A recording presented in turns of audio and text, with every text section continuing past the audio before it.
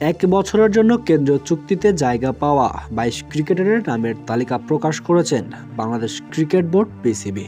আর যে তালিকা থেকে নিজের নাম সরিয়ে নিয়েছেন বাংলাদেশের মিস্টার সাইলেন্ট কিলার খ্যাত মাহমুদুল্লাহ রিয়াদ।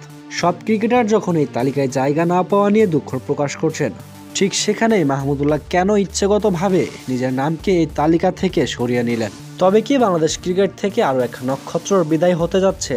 সব জল্পনা কল্পনা ছাপিয়ে কি আবার অবসরের ঘোষণা দিতে চলেছেন মাহমুদুল্লাহ রিয়াদ? মাহমুদুল্লাহ রিয়াদের কেন্দ্রীয় চুক্তিতে না থাকার একমাত্র কারণই হতে পারে তার অবসর। হয়তো ভক্ত সমর্থকদের খুব তাড়াতাড়ি তার এই অবসরের ঘোষণা জানিয়ে দিবেন তিনি। অন্যদিকে বাংলাদেশের এই কেন্দ্রীয় চুক্তিতে একমাত্র ক্রিকেটার হিসেবে এই প্লাস ক্যাটাগরিতে রয়েছেন তাসকিন আহমেদ, যার মাসিক বেতন মূল্য ১০ লক্ষ টাকা, অর্থাৎ এক বছরে ১,২০,০০,০০০ টাকা পাবেন তাসকিন আহমেদ। প্রিয় দর্শক, মাহমুদুল্লাহ রিয়াদের কেন্দ্রীয় চুক্তিতে না থাকার পেছনের কারণ কি হতে পারে? আপনি কি মনে করছেন? কেনই বা কেন্দ্রীয় চুক্তি থেকে নিজেকে সরিয়ে নিলেন মাহমুদুল্লাহ রিয়াদ? আপনার মূল্যবান মতামত কমেন্ট বক্সে জানিয়ে যাবেন।